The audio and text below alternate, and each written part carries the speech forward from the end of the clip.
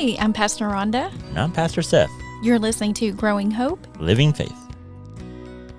Welcome back to Growing Hope, Living Faith. It has been a while, hasn't it? It's been way too long. And so obviously a couple weeks ago we had just business of life that was going on. And so we put out Dr. Carla Sundberg's, kind of repeated her interview. Right. And so hopefully you enjoyed that. But then this last week you finally, well, not finally, I don't want to say finally, but You finally got sick. my family is the one that's sick. And unfortunately, it hit you and Eric last week, and so we didn't record. And we still have a little bit of, you can probably hear my voice. I did sing Sunday, but it sounded horrible. But we just have this wheezy thing going on in our chest. And so every time we laugh, it's really funny because both of us, and we'll get really tickled and we just start wheezing. But my goodness, we coughed so much, or I coughed so much that my ribs were sore. Have you ever done that? You feel like absolutely. you break ribs just from coughing and sneezing, and sneezing in the middle of the night. Have you ever done that?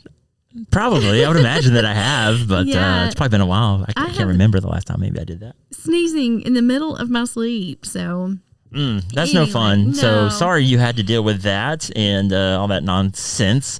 So I had a trip. We took this last weekend up to Lexington, and so decided you kind of got sick at the beginning of the week. It's like, let's just not chance it. Right. And so we decided not to record last week.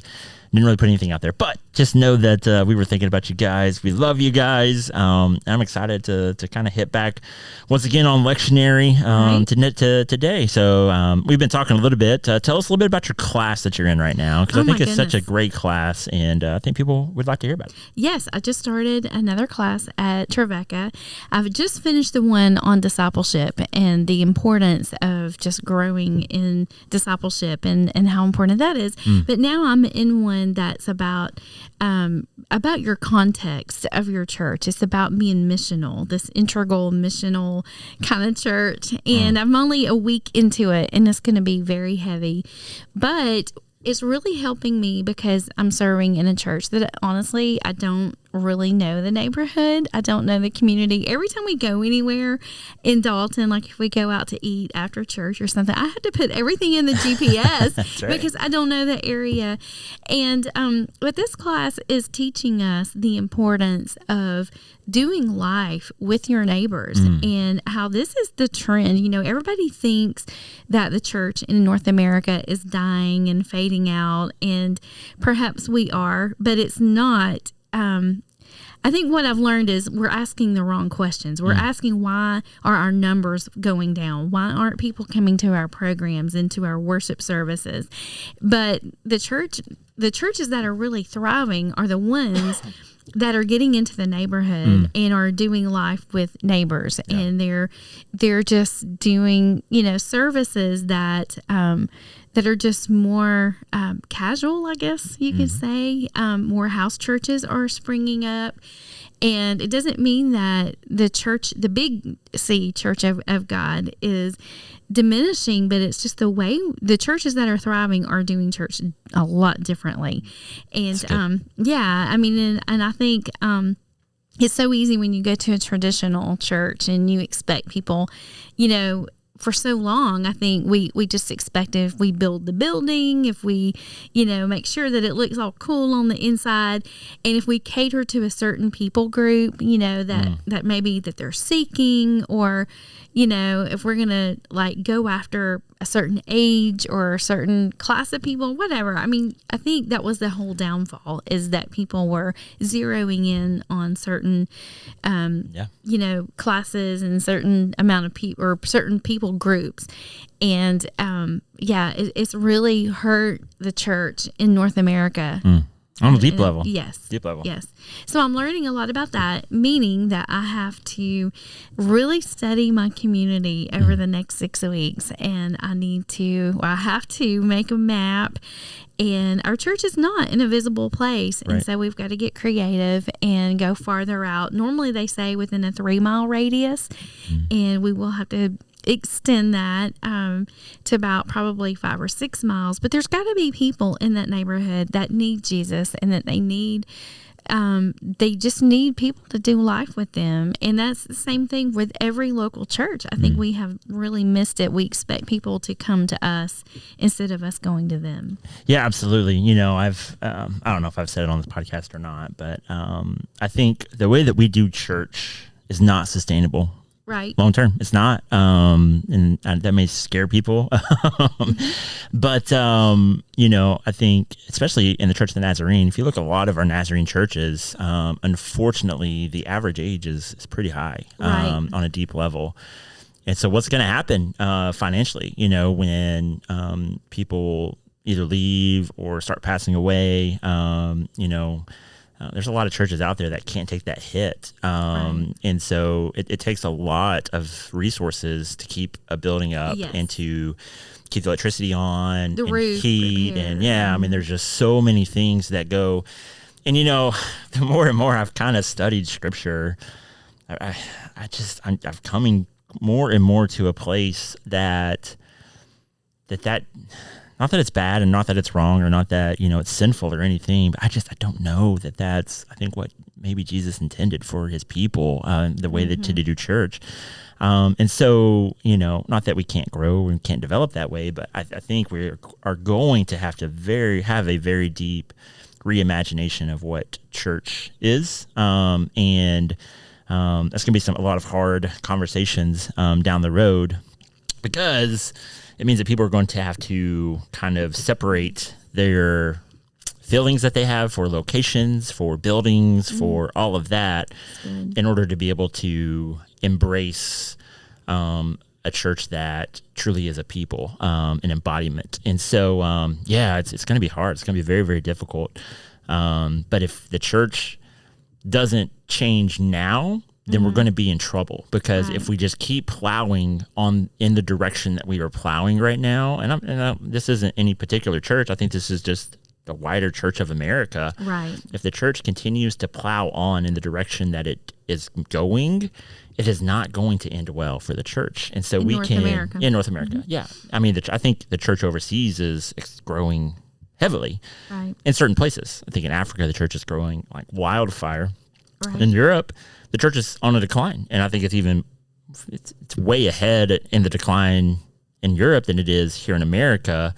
I think that's always kind of been the reality, is the church in America has always been like 20, 25 years behind the church in Europe. Wow. But it's always followed, I think, kind of that direction of the church in Europe. And if we don't start getting creative and we don't start pushing ourselves and our boundaries a little bit, then I think the church as we know it now, like I said, it's heading towards a hard place, I think. Right, and it's all about blooming where you're planted. It's all about loving your neighbors, your literal neighbors, and loving the people right there in your community, and doing life with those people. And I think that's the big thing, is so many people travel across the city to go to the church of their choice because they've got the right programs, they've got the right music, or they've got the right personality doing the preaching. And it's like we've all abandoned our own neighborhoods to go hook up in a church somewhere across town. And it's not, as church leaders, we don't want to say, hey, y'all go back to your neighborhood, but at some point we've got to realize that we've got to open up our own doors, our own homes, and we've got to love people there. And as church leaders, we need to re-examine this idea of, we're going to spend all this time trying to attract a certain people group and trying to attract a certain crowd to come worship with us. And, we need to focus on our neighbors. It's good. It's not about getting butts in the pew. Right. I don't know if I can say the word butts, but I just said it. And it's not what it's about. And so many times, for so long, that's what it's been about. Right. Numbers. And that's been the measure of success in the church for so long. But like I said, I think it's the wrong way to look at success in such a different, it's just the wrong way to look at success. And, I've always, it's ever since the time of Trevecca, you oftentimes you think about, the pyramid where, when it comes to kind of like the hierarchy, right? Where you have the people at the bottom and it kind of builds up to the pastor, and the pastor's on the top. But, at Trevecca, they talk about, and we've probably talked about it on the podcast, but the church is totally opposite. That the church, you have the pastor on the bottom, right? And then the pastor breathes life into the people, and then the people take that life, and then they take it to the people. Right. And so we've got to figure out how to do that better. And instead of getting people through the doors, how do we begin to enrich our people and teach our people to truly be disciples of Christ? Right. So that they then can take what they learn and grow and then take that to their neighborhoods where they live. And that's going to make way more of a difference than trying to get someone through the door. But like I said, we operate on an antiquated system where it's all about numbers. Everything is about numbers and everything is about finances. And that is such an American way to do things. Right. And I think it's the wrong way to do things. We've got to begin to change our paradigm on such a deep level. Right. Well, it's because we've got to have the best buildings, and we've got to have the best this and the best that. And, we have a bunch of professionals trying to come up with programs and worship services that our people can come and consume. And, if we don't do it just right, then they go somewhere else where they're, they get their fix on, the type of program that they want, instead of everybody participating in worship, everybody having, a part to play, in this role. But there's just a lot of factors, but that's one of where we just turned over ministry to the professionals, and we've left the laity out. So and I mean, I guess you can to a degree, but like, it's hard to program love. You know what I'm saying? Like, it's hard. I mean, yes, you can have programs that lead people to a place of being able to love, but like, and this is scriptural, I think, is it's love is either who you are or it's who you're not. You know what I'm saying? Like, it's a heart issue. It's a heart matter. That's good. And so we're creating all of these programs, and we think, man, if we can just come up with this next big idea, and if we can just think of what's going to be that thing that's going to make it happen, instead of trying to truly allow God to transform the hearts of our people, so that they're not so inwardly focused, but there is this outward focus of, hey, the program is love. That's what it is. There's nothing else. That's it. It's love. And so we want to love you and then teach you how to love others. And then not so that we can just love each other and give each other hugs and keep it in this building, but how do we teach that so that, and then we just do away with the programs, because the programs don't matter anymore. Right. You know what I'm saying? Like, it doesn't matter. And there's not a silver bullet that's going to save and make everything better. There's not. Right. There's not. And I think everybody's trying to find that silver bullet, and there's not. It's not going to happen. Copy each other, whatever it is. And we're going to do that here. Right. Yeah. And then all you get is people who were at that church, and they hear that you're doing it, and so they hop to your church from that church, and they may stay at your church for a little bit, but then they go to another church, and it's just like, what are we doing? You know what I'm saying? Like, what are we doing? Exactly. That's not the call or the way of the church.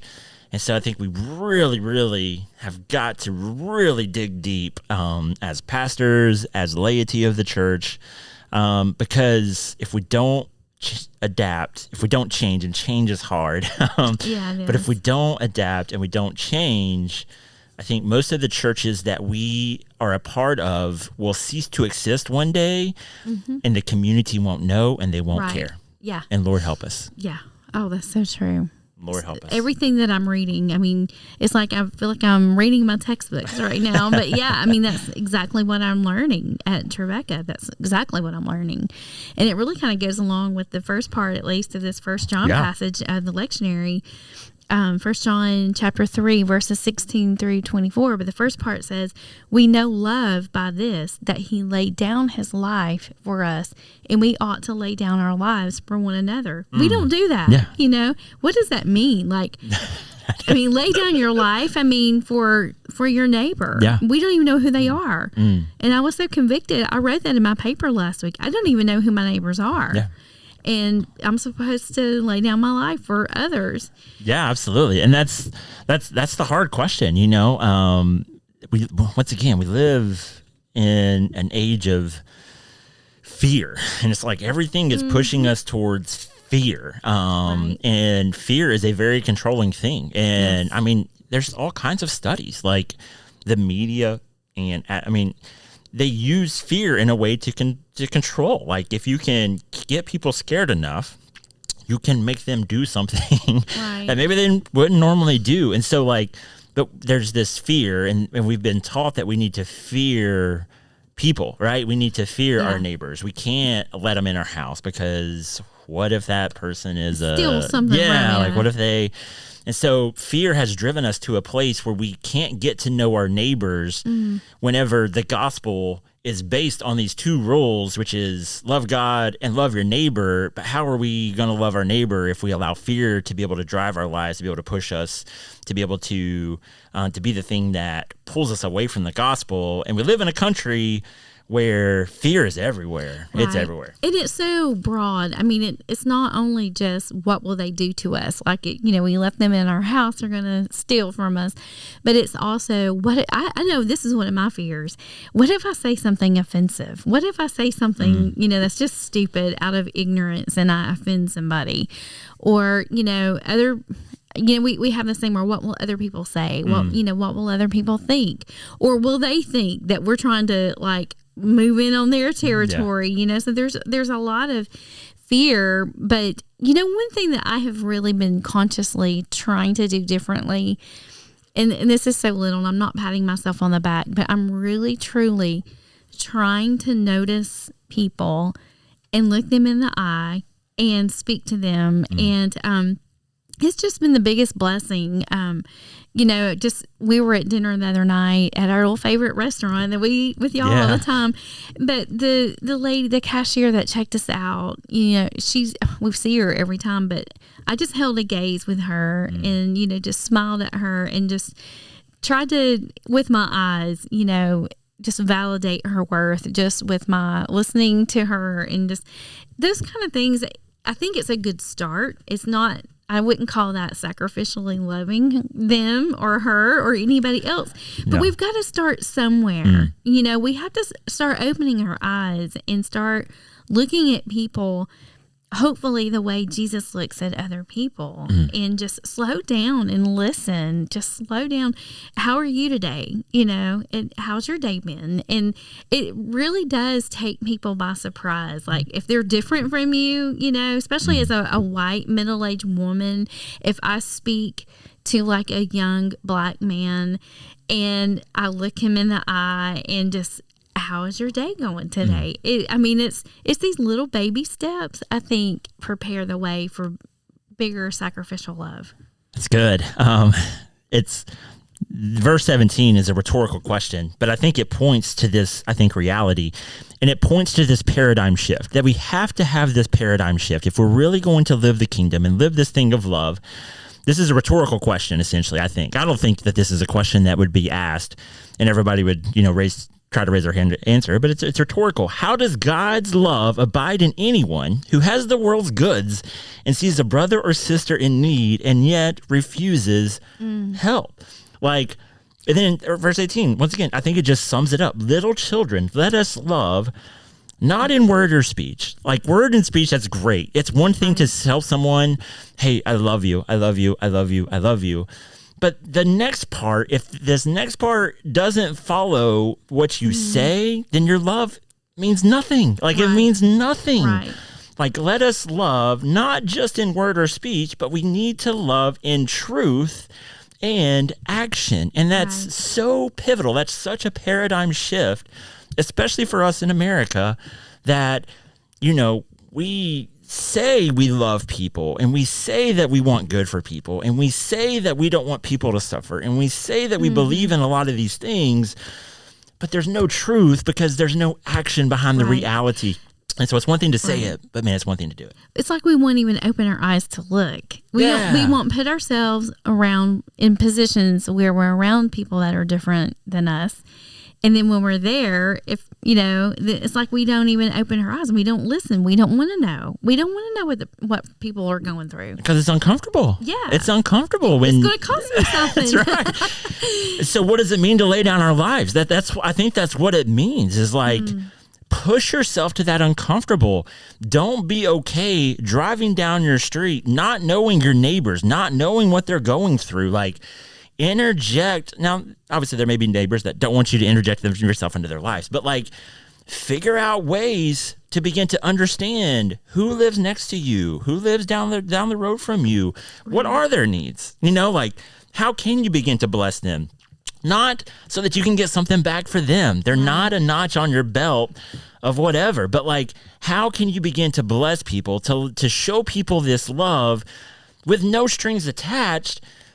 Because to say that you love somebody, if you see someone hurting, if you see someone struggling, essentially John says you can't pass them up and just not do anything, because you don't love them. If that's the action that you take, if that's what you do, you say, man, I'm going to pray for you. Not that prayer is a bad thing. I think prayer is a great thing. We should be praying for all people.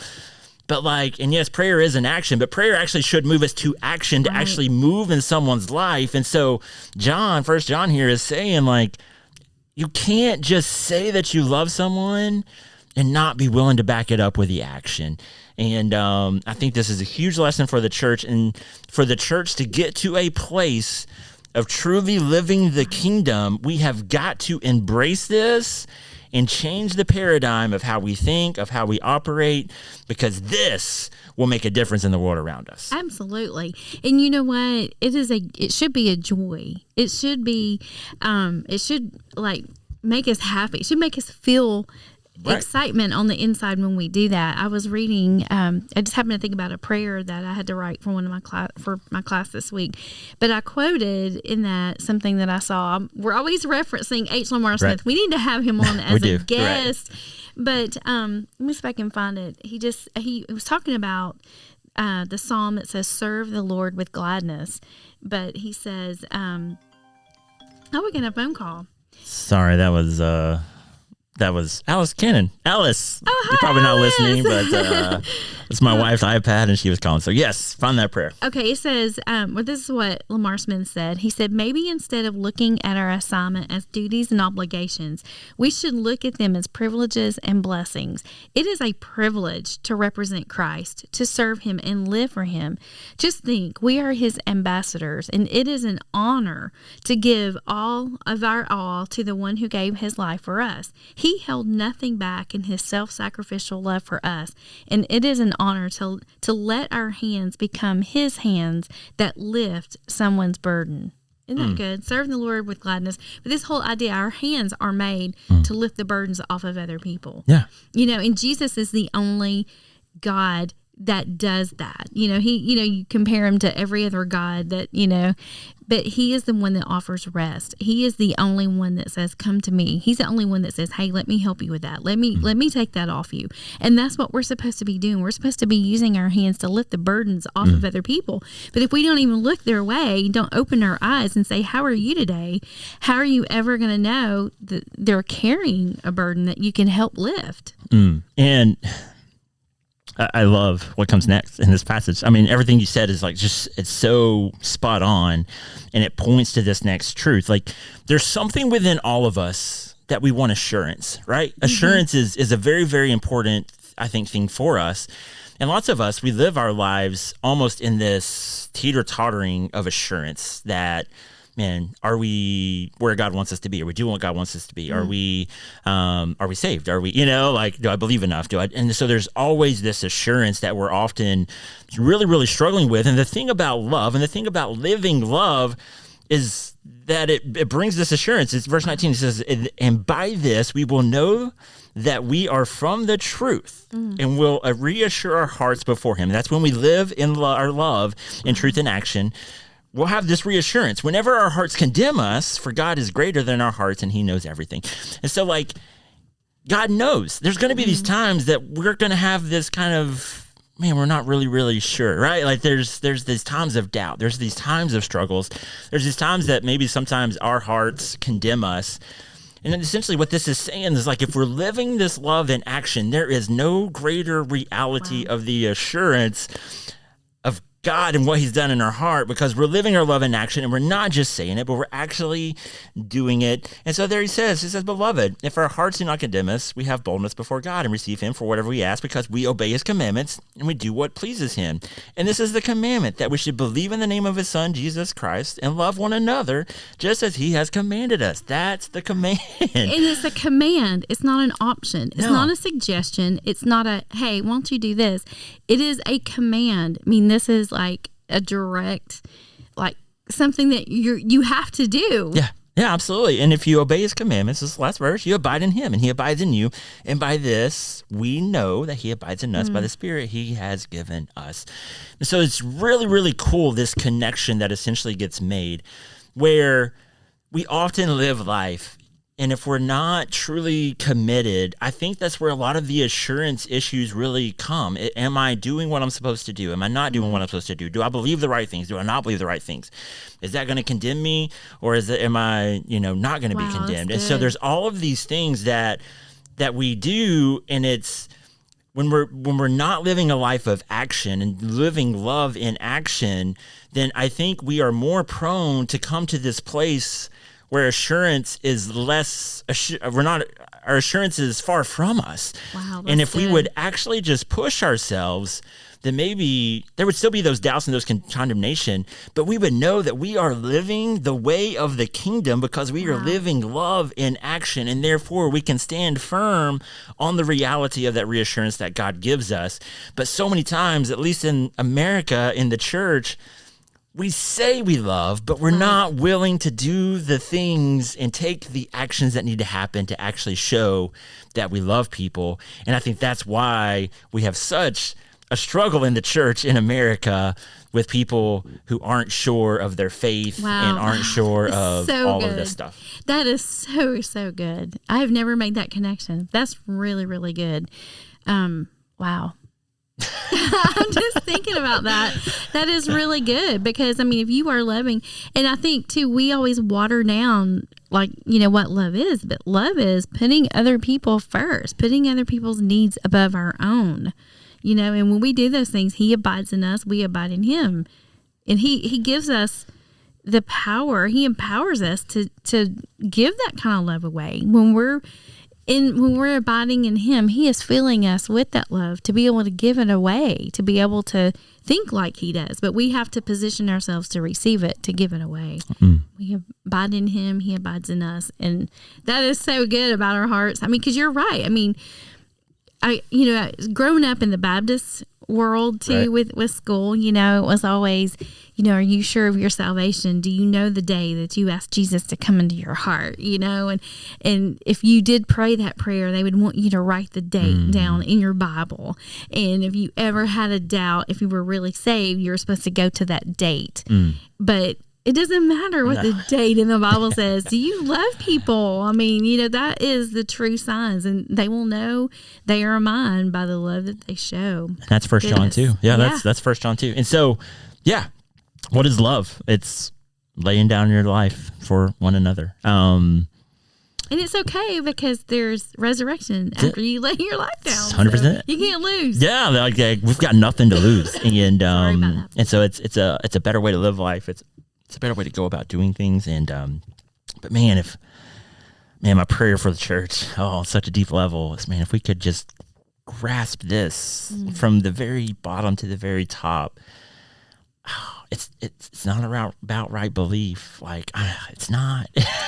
We want to make it about that so much. It's about, how do you love? Because God can see the heart, and God's more worried about the heart than he is the brain. Now, does that mean we don't talk about what we believe and all those things? Don't hear me say that. Yes, let's debate. Let's talk. But at the end of the day, we can still hug each other, and we can be friends if we disagree, and we can live love together. We can live this thing called the kingdom together, even if we maybe don't believe all the same things. But that's a paradigm shift. It's a paradigm of how we just operate. It's all got to shift if the church is going to be able to be what the church is really, really called to be. And my prayer is somehow we can just grasp and just continue to push forward in this reality. And I think our lives will be so much better because assurance will be just one of those things. Like, right. We're living it. We're doing it. People's lives are being changed. And man, may they hurt me? Absolutely. That may happen. But you know what? Like you said, resurrection is on the other side. Right. And I'm thinking about a song I wrote, Love Anyway. Just love anyway. You can't go wrong. I have enjoyed today so much. I've missed doing this. Me too. So good. Yeah. Like I said, if it's not good for anybody else, it's good for me. And me too. So thankful for this. And man, we hope you've enjoyed this. And know that we're praying for you. Like I said, I think the Church of America is at a very pivotal place in history. And I think how we move next is going to be very telling to the world around us on what kind of church we're going to be. Are we going to be the church that is focused on the building and keeping things the way they are and opposed to change and opposed to adaptation? Or are we going to be a church that says, you know what, hey, we believe in the foundational realities of the gospel and the kingdom and what it calls us to, and therefore we are going to adapt because that makes us or puts us in a position where we can adapt. And man, what kind of church are we going to be on such a deep level? Man, if you have comments, questions, concerns, if you think we're totally wrong, that's fine. You can do that. If you want to reach out to us, let us know how wrong we might be. You can reach us at growinghopelivingfaith@gmail.com. And we have a Facebook page, Growing Hope Living Faith Podcast. We would love to hear from you. Yeah. We would love to know what you're thinking. As we think out loud every time we get together, we just think out loud. But this was very, very eye-opening, and it just kind of goes back into what I'm learning at school. It's all about others. There's no such thing. I quoted H. Lamar Smith again, but there's no such thing as me and God. It's always me, you, and God. That's right. And we cannot get around it. That's what the gospel is. The gospel is love, and it starts with opening your eyes, opening your heart, just having an open mind. Lord, where am I blind? So good. Where am I blind? And He will show you. He will open your eyes. It's very, very good. So, all right. Well, we love you all. Thank you so much for listening in. It's good to be back, and hopefully we'll be able to get back into our routine. Hope you have a great Sunday tomorrow. And like I said, we love you. Grace and peace. God bless. Bye-bye.